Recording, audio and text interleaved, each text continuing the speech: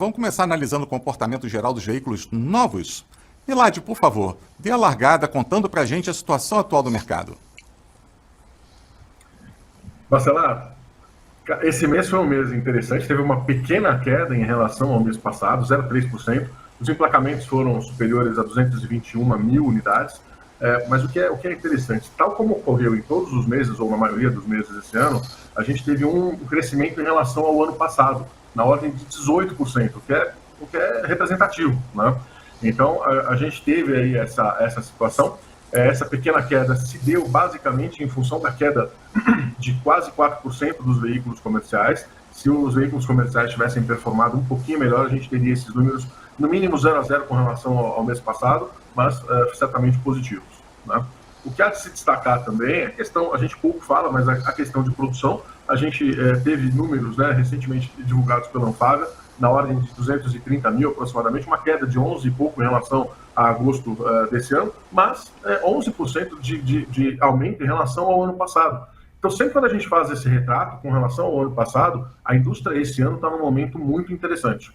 Bom, paralelo a isso, acho que um dos retratos que a gente tem nesse sentido, falando sempre de carros e comerciais leves, né, agora, a gente teve a melhor média, superando do mês passado, a melhor média em 10,5 mil unidades, o que é bem interessante. E também há de se destacar que os estoques é interessante, porque é um cálculo bem complexo que pega o número de vendas, do mês anterior, dias úteis desse mês atual. Enfim, é um tanto quanto complexo, mas os números estão semelhantes ao do mês passado. Não são números extraordinários, estamos em 34 dias, mas são números interessantes, né? Lembrando que o número mágico para a indústria seriam 28 dias. Então a gente está um pouco acima, mas é algo realmente relevante para se destacar. Bom, também paralelo, um outro tema que a gente não costuma explorar, os empregos tiveram uma alta de 105, quase 106 mil para 106.500 e 400, uma alta de 0,6% do mercado, representando aí bons números aí da indústria, uma performance bem interessante neste mês. Você ia comentar também a questão do reflexo da Selic, não é isso? Sim. A gente comentou mês passado, né, a gente colocou esse gráfico novo, e aí este mês a gente teve uma alteração da Selic, né, uma subida para 10,75%. A gente vai começar a ver os impactos, né, lembrando, quando a gente sobe a Selic, a taxa básica de juros, tende-se a cair a quantidade de vendas num período que varia de 2 a 3 meses. Então a gente vai começar a verificar esses impactos, essa diminuição, daqui 2 ou 3 meses. Eu particularmente acho que não vai impactar os números deste ano, mas de qualquer forma é alguma coisa aí que a gente tem que ficar de olho e com atenção redobrada, porque, novamente, lembrando que é um tripé: preço do veículo, que ultimamente está acompanhando a inflação, a taxa de juros, que voltou a crescer, e a liberação de crédito pelas instituições financeiras, que é normalmente um pouco maior no segundo semestre do que no primeiro. Então, a gente está aí, vamos chamar de um sinal amarelo aí para esse cenário.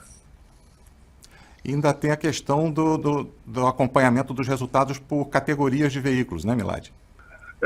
Então, Bacelar, com respeito à parte dos segmentos, aí a gente está tendo uma estabilidade muito grande, né, em relação aí ao mês passado. A gente teve pequeno aumento dos sedãs, mas que não conseguiu equiparar a redução que a gente teve com respeito às picapes, né? Então, a gente pode observar pelos gráficos, né? A gente tem uma média aí em torno de 20% das picapes, chegou aí a 22% no mês passado, não lembro exatamente o número, mas a gente percebe uma pequena queda, e todos os outros mais ou menos na mesma linha, com pequenas oscilações. E o sedã é o que mais se destaca aí, que deve ter uma oscilação positiva de 1,5 a 2 pontos, mais ou menos. Perfeito. Bom, tentando dar uma amarrada nesse cenário, né, de uma maneira geral, a gente completou um terceiro trimestre muito bom em relação ao ano passado. Ainda mais se considerarmos que, conforme a gente mencionou no mês passado, esse ano nós não tivemos aquele pacote de incentivos do governo para turbinar as vendas, né? Talvez o grande motivo de preocupação seja, conforme você também mencionou, os impactos que esse novo viés de alta da Selic pode trazer. Só para contextualizar a justificativa desse temor, observe nessa matéria publicada recentemente pela Autodata, de autoria do jornalista André Barros, cujo link está aqui embaixo na descrição, que os juros de financiamento já não estavam cedendo, mesmo com uma curva de inadimplência relativamente bem comportada. Amigos autoespectadores, fiquem ligados aqui no Papo de Garagem, pois vamos continuar a acompanhar esse indicador de lupa. E qualquer novidade, nosso time analisa os detalhes para vocês. Você gostou do conteúdo desse corte? Então assista a versão completa do programa. O link está aqui embaixo na descrição.